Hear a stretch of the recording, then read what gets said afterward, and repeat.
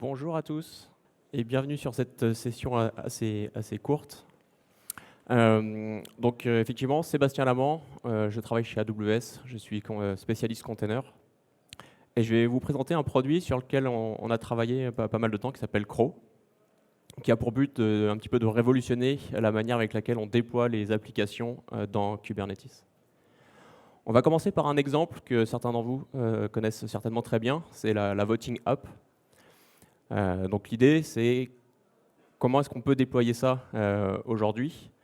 Imaginons qu'on veuille déployer cette application dans des clusters et qui utilise aussi des services dans le cloud. Généralement, on va utiliser Kubernetes pour déployer la partie microservices. Et derrière, on va vouloir potentiellement déployer et utiliser que ces services utilisent des services cloud, donc ici des services de base de données managés. J'ai choisi Elasticache et RDS. Combien de temps pensez-vous qu'il faut pour un développeur aujourd'hui pour déployer cette architecture? Kubernetes fête ses 11 ans, et malgré cela, aujourd'hui, il faut à peu près une journée entière à un développeur pour déployer l'architecture en production. On va voir un petit peu pourquoi. Si on part du principe qu'on a déjà un cluster Kubernetes existant, on va pouvoir assez facilement déployer les applications en utilisant effectivement des manifestes. Et on va pouvoir utiliser des outils comme Helm ou n'importe quel outil capable de les déployer pour déployer assez facilement l'application. Par contre, comment est-ce qu'on va faire pour faire le lien et déployer la base de données et faire en sorte que l'application soit capable de communiquer avec cette base de données? Aujourd'hui, ça va plutôt être orienté sur des pipelines. On va avoir potentiellement un pipeline pour créer l'infrastructure réseau, dans lequel on va devoir récupérer en sortie les outputs, l'identifiant du VPC, les subnets, les différentes règles qu'on va vouloir utiliser. Une fois qu'on a ce pipeline-là, on va pouvoir créer notre pipeline applicatif, qui lui va créer une base de données et, si tout se passe bien, également des outils pour récupérer les credentials de notre application. Cette base de données utilise la sortie du pipeline précédent, c'est-à-dire savoir dans quel network, dans quel réseau on va devoir la déployer. Une fois que ce pipeline d'infrastructure est terminé, on va pouvoir passer au pipeline pour déployer notre application. Et pour déployer l'application, on va réutiliser l'identifiant, enfin, l'URL pour se connecter à la base de données et savoir où je peux trouver le secret pour m'y connecter. Donc on a déjà 3 pipelines différents. À partir de là, le développeur va se reposer un petit peu, il va surveiller.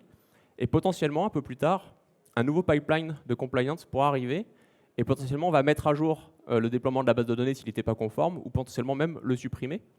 Et ça, c'est problématique. Alors pourquoi est-ce que ça arrive? Le problème, c'est que les pipelines ne sont pas composables. On ne peut pas automatiquement récupérer la sortie d'un pipeline, la réinjecter à l'autre. Il n'y a pas de standard pour ça. Également, les pipelines ne se guérissent pas tout seuls. C'est-à-dire que si jamais il y a un problème, si jamais mon application de base de données ne s'est pas déployée, le pipeline, lui, va être en erreur et il va falloir une intervention manuelle. Peut-être qu'à ce moment-là, je vais devoir les parler avec l'équipe base de données qui maintient ce pipeline pour comprendre qu'est-ce qui s'est passé, faire des réunions avec eux. Et enfin, où est l'état? J'ai un pipeline qui m'a demandé de déployer une base de données. Le pipeline de compliance, peut-être l'a supprimer. Donc ces deux pipelines ont des états qui sont stockés dans leur pipeline. Pour ceux qui utilisent Terraform, on sait aussi que Terraform souvent peut planter un pipeline. Des fois, on ne sait pas trop pourquoi. Et l'état de Terraform est séparé de l'état de mon cluster.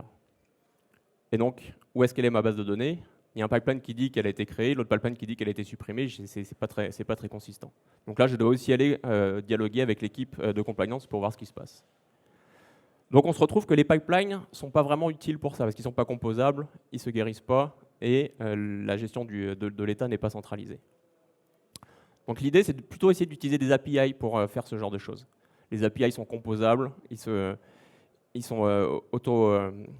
permettent de se guérir automatiquement et on va avoir un état. Et évidemment, tout le monde connaît Kubernetes pour la gestion des containers, mais Kubernetes est aussi également un superbe outil pour gérer des API. On va avoir la notion d'authentification, de la scalabilité, des airbags. On peut avoir des admissions contrôleurs pour s'assurer que ce qu'on va créer dans la base a bien été et respecte les guidances qu'on veut mettre en place. On va pouvoir utiliser du GitOps et on va pouvoir étendre les API de Kubernetes avec vos propres API. Donc c'est un peu la notion de CRD et d'opérateur qui existe depuis 1.16, donc qui sont quand même très stables. La plupart des cloud providers proposent également des API spécifiques pour les dialoguer avec leurs propres services. Sur AWS, on va trouver ACK, Amazon Controller for Kubernetes. Sur Google, on a Config Connector. Et sur Azure, on a Azure Service Operator qui permettent, depuis des objets Kubernetes, d'aller créer des ressources dans le cloud. Donc on va pouvoir créer plein de ressources comme un compte, comme des réseaux, comme des clusters EKS, comme des politiques de sécurité ou des rôles IAM. Par contre, l'ensemble de ces ressources-là sont souvent décorrélées les unes des autres. Et il n'y a pas vraiment de manière facile pour récupérer la sortie d'une ressource pour le mettre en entrée d'une autre. Et c'est là qu'intervient CRO. CRO, c'est vraiment le Kubernetes Resource Orchestrator.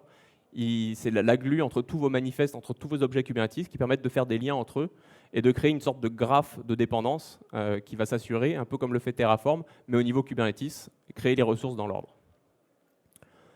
Et CRO va permettre de créer des nouvelles API. Vous allez créer une nouvelle API, par exemple mon application, et cette application va créer des ressources Kubernetes, des ressources cloud, ou même vos propres CRD si jamais vous en avez. Et l'avantage, c'est qu'on va pouvoir récupérer les sorties de ressources existantes, par exemple la sortie d'un VPC avant de créer un cluster EKS, et les rôles IAM à utiliser, les ARN, pour créer ce cluster EKS. Un ressource graph définition de CRO, ça ressemble à ça. C'est un nouveau CRD qu'il faut implémenter, dans lequel on définit la nouvelle API qu'on va créer. Donc CRO va créer cette API, ici le vote app. On définit la version, on définit la spec d'entrée, on définit le statut, ça va être tous les paramètres de sortie qu'on pourra réutiliser de cet objet. Et ensuite, on va définir l'ensemble des ressources. Et ces ressources, ça peut être n'importe quel objet Kubernetes.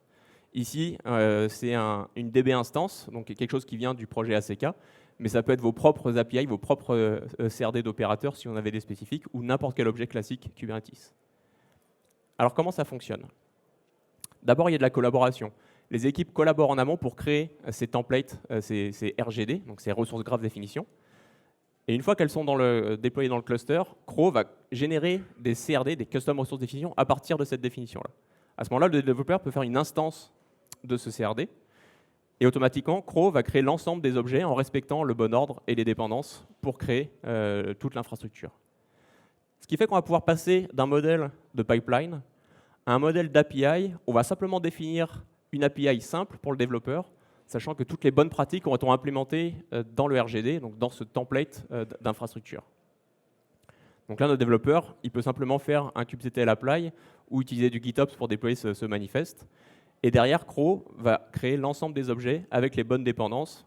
Et en dernier, il va créer les déploiements qui vont permettre de récupérer le secret et se connecter à la bonne base de données.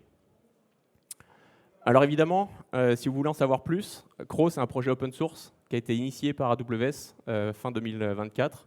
Très rapidement, Google et Microsoft se sont rejoints sur le projet. Et en septembre 2025, il a été donné à la CNCF. Donc c'est maintenant un projet CNCF sur lequel on a beaucoup d'ambition.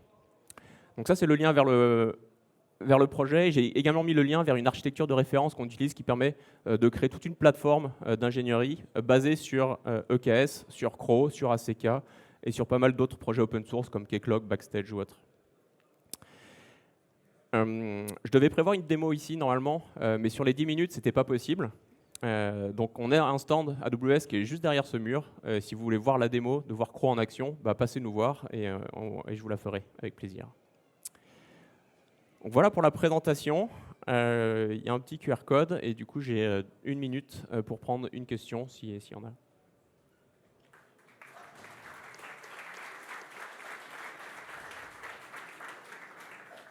Merci Sébastien. Est-ce qu'il y a une question? Ouais.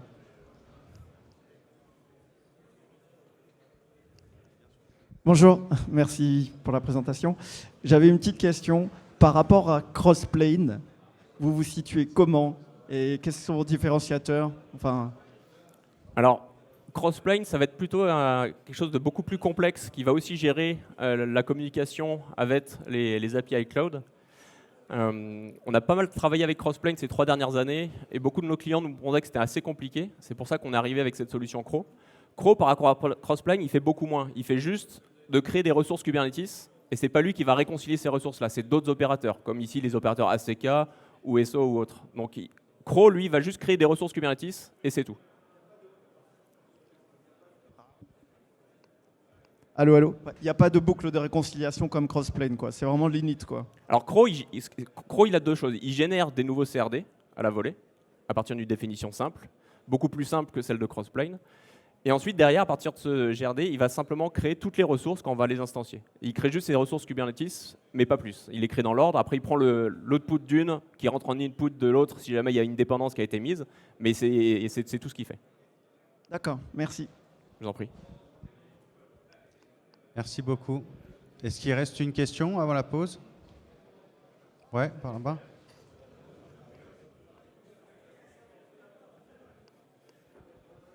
Bonjour, merci. Bonjour. Je me demandais comment ça se passe le cycle de vie d'une application en fait, si tu fais évoluer l'infra ou comment Crow y réagit. Est-ce qu'il y a une réconciliation, il y a un plan comme Terraform un petit peu ou, Donc il y a deux niveaux. Il y a effectivement, quand on fait un RGD pour créer une nouvelle API, il y a le versionning Kubernetes. Donc on crée un kind avec une version. Donc on va pouvoir gérer une nouvelle version de cette API avec gérer les compatibilités. Et après, quand Crow fait la réconciliation, lui, c'est une réconciliation continue, donc il va gérer les objets. Par contre, s'il y a incompatibilité d'API entre les deux, ce qui peut arriver hein, si on a un change major, à ce moment-là, Crow ne le mettra pas à jour et potentiellement, il faudra refaire l'objet. Mais par défaut, si on fait des petites modifications qui n'impactent pas le déploiement actuel, Crow va le réconcilier tout simplement. Ok, merci. Allez, une autre question. Alors, j'ai une question pour la gestion justement des rolling updates. Comment ça va se passer? Je crois qu'aujourd'hui, Crow ne gère pas la mise à jour progressive. Comment ça va être implémenté? Est-ce que vous voyez ça comme quelque chose d'extérieur ou pas pour, en fait, si jamais on modifie le template, toute la définition, de faire en sorte que toutes les instances de cette définition soient mises à jour petit à petit et comment gérer justement cette mise à jour progressive? Alors aujourd'hui, si on fait une petite mise à jour qui n'est pas incompatible, Crow va réconcilier ça au fil de l'eau et va faire les mises à jour au moment où il va réconcilier les objets. Par contre, derrière, il n'a pas la responsabilité d'aller mettre à jour le composant cloud ou un déploiement ou autre. Lui, il va créer juste celui-là et c'est tout ce qu'il fait. Donc lui, il va les faire et il va les réconcilier dans l'ordre, les mettre à jour. Par contre, derrière, si jamais, je sais pas, j'ai mis un nouvel ACK et qu'il y a un paramètre qui est non modifiable, par exemple par rapport à ma base de données, là, ça ne fonctionnera pas parce que le ACK, lui, ne pourra pas le réconcilier. Donc Crow, il sera en attente qu'on règle, entre guillemets, à la main ce problème-là.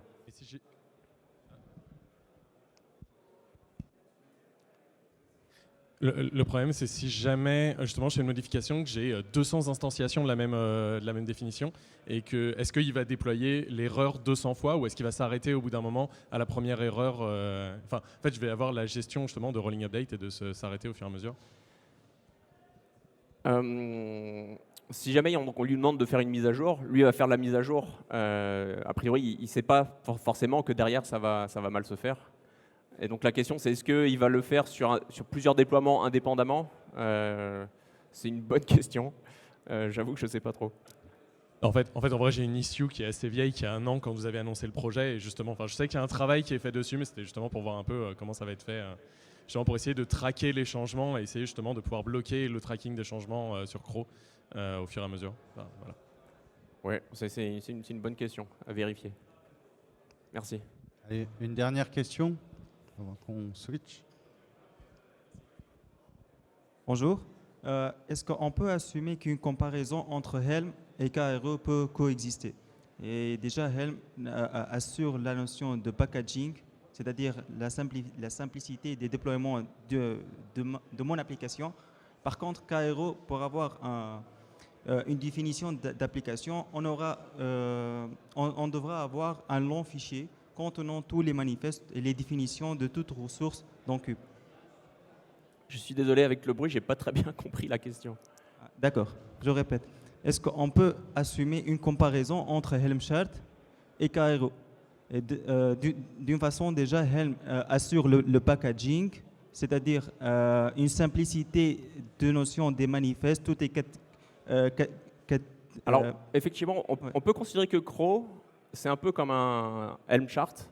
Ouais. C'est un peu la même chose, on va pouvoir le packager, etc. La grosse différence, c'est que le Helm chart, il est fait en amont et pas dans le cluster. Alors que Crow, lui, va vraiment faire ça dans le cluster. Donc, il a accès à tous les objets, il a accès aux outputs, au statut des objets. Donc, il peut vraiment interagir et faire en sorte de récupérer des objets qui viennent d'être créés, attendre la sortie, avant de créer les suivants. Alors que Helm, bah, il fait ça à l'avance, et donc s'il y a des dépendances dans ces objets, Helm ne peut pas les gérer. Oui. Ou alors de mettre des hooks ou des choses assez complexes. Oui. Par contre, Helm peut assurer la notion des conditions, du looping aussi, que je pense ça va être un peu manqué avec Aero.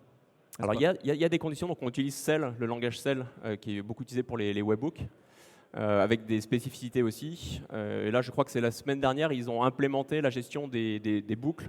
On peut faire maintenant des loops aussi pour créer des objets, c'était quelque chose qui manquait. Donc c'est un projet très, très jeune, on va dire, mais qui est très actif. Il y a beaucoup de personnes qui contribuent dessus. Déjà, je travaille avec. Merci beaucoup. Merci à vous.